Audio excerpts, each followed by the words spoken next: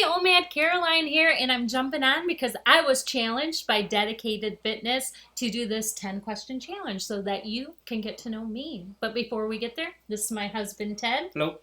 And he's going to ask the questions and I will answer them. I thought it'd be fun if we would do this together. By the way, if you don't know me, my name is OMAD Caroline. OMAD stands for one meal a day. But this is not about that. But before I get to that, my husband Ted has been fasting. He's been doing 18-6 for how many weeks? Almost 10 weeks. 10 weeks. And how much are you down? Almost 20 pounds. Boom! So that's awesome. Let's get back to the challenge that Dedicated Fitness gave me. So I'm going to let you take over and go ahead and ask me questions. Okay, question number one. Do you collect anything, and if so, what? I do. I collect Hard Rock Cafe hurricane glasses. And one thing about it is I feel like I actually have to go to the place and get the hurricane glass. So I've had some hurricane glasses gifted to me, which is cool, but I keep them kind of in a different area. How many do you have? I have no idea. Oh, okay. But we can count them later. Okay. I also been kind of collecting Superhero? like toys and stuff. My daughter and son-in-law opened a retro video game and toy store, and I keep finding myself bringing home stuff. Like, I just brought home Slimer. Like a little figure of Slimer from Ghostbusters. Why do I need Slimer from Ghostbusters? I don't know. But yeah, that's what I do. All right, go. Okay, number two. What is the one thing that most people wouldn't know about you? So, well, we did this kind of together. So I jumped out of an airplane. And back when I jumped out of the airplane, that's when static line was big. So, like, what that is you actually jump out of the airplane by yourself, and the parachute is hooked to the airplane, and it pulls your parachute out for you. But once it pulls, you're still responsible for untangling your chute. Scary. And all that. So, anyways, I jumped out of an airplane, but I actually jumped out of an airplane and was able to maneuver and land without any assistance. And long story short, we went on a real small plane. And I'm telling you, when we jumped out, we were in a tiny plane where you actually had to sit out of the door, put your hands on the strut of the wing and hold on to it, and then move your body, and you're just hanging from the strut of the wing. And then you look over at the jump master and he gives you a thumbs up, and you let go and you arch back, and then pray that the plane actually pulls your parachute out. And then you gotta, pull that, untangle your chute and start listening for direction to get down. And they have a one-way radio attached to you. So you can't talk to the person giving you the jump master that's down on the ground. You can't talk to them. So anyway, so what happened was I was so pumped to jump out of an airplane, and I talked my hubby into going with me, and he decides that he will go first just because he knew that I would motivate him to jump, right? I might not have done it if not. He was afraid that if I went first, he may have changed his mind. So he did it. He jumped out. He goes, all right? And then I'm so pumped. Like, I get in the seat. I get hold of the strut. I fly. My jump master goes like this, and I fly back. And as I'm coming down, I can still hear them coaching Ted, my husband, down to the ground. And the next thing I know is I get my parachute unraveled and I'm maneuvering, and then the next thing I know, they're telling, like, at first I'm like, oh, they're directing me, and they're saying pull hard right, and I'm like, if I pull hard right, I'm gonna be heading over to the turnpike. I'm not even going towards the airport. So I'm like, okay, these guys are not talking to me. So luckily, when we were in the plane, I asked the jump master, can you show me where the airport is? Because everything is like a little tiny quilt from up there. And I remember he showed me because I just wanted to know where the airport was. And I started maneuvering. What had happened was I jumped out so quick, and they do like a loop. They coach Ted down, and then I jumped, and then when the jump master jumped after me, the jump master on the ground thought that was me.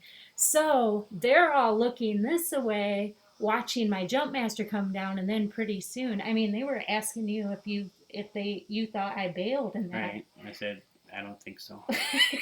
And that, so I just started not listening, and I started maneuvering and maneuvering. And we were down on the ground. And he was saying, "Do you think she chickened out or something?" I said, "I don't think so." And then we turn around, and here you come, flying. Calm down. Walked right on the ground. And he was mad. The jump master on the ground was really mad that they let you go without him telling them it was okay for you to go.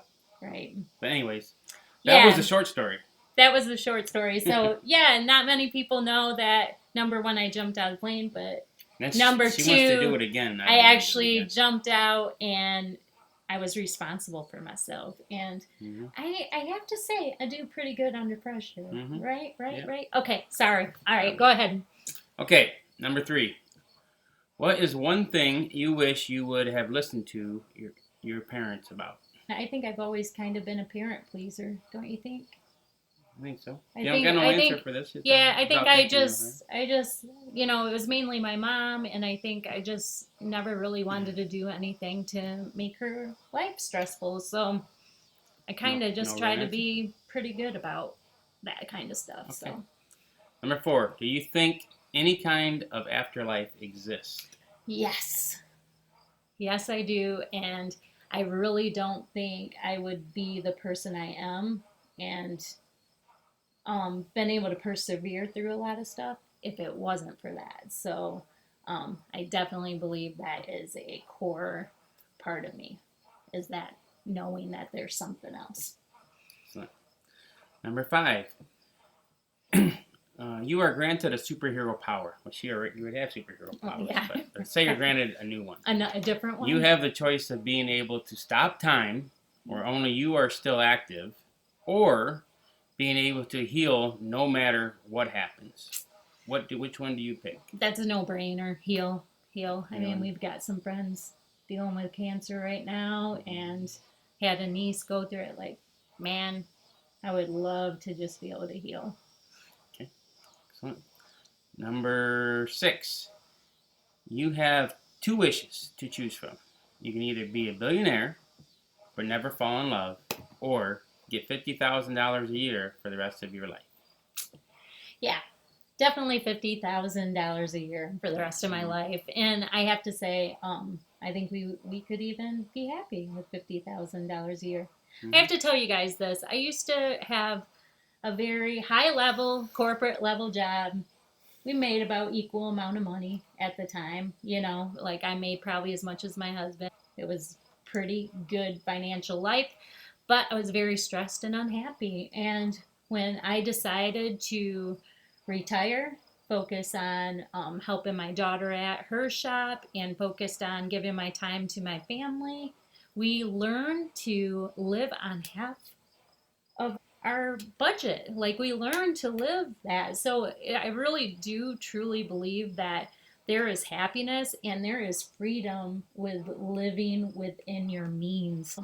My husband and I are both in the same frame of mind that there is more to life than money. So okay, number 7, if you can go back in time to change one thing or one moment, what would you choose?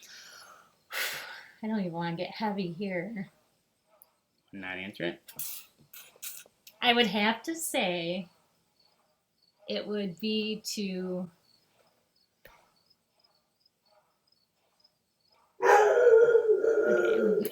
I would have to say it would be to go back and stop my dad from passing away, and I don't think I can cry on here. Okay. So when I was 8, my dad had an accident in the garage, and the car fell on him. All of my 5 sisters and I and my mom were there. We tried to save him, but it didn't work. And then I have to say that was the last day of my childhood, So probably would go back and change that, just because I don't know.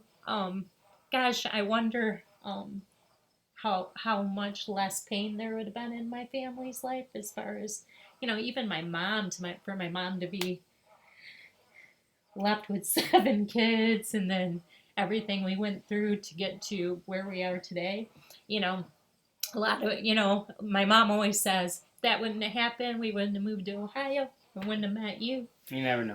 But you never know. Like, we could have met in worked out. college or something. So, Yeah. sorry about that emotional thing. It's okay. I should have read over I should have, I didn't even think about the questions enough. So, anyways, yeah, so I Thanks for probably, powering through that one.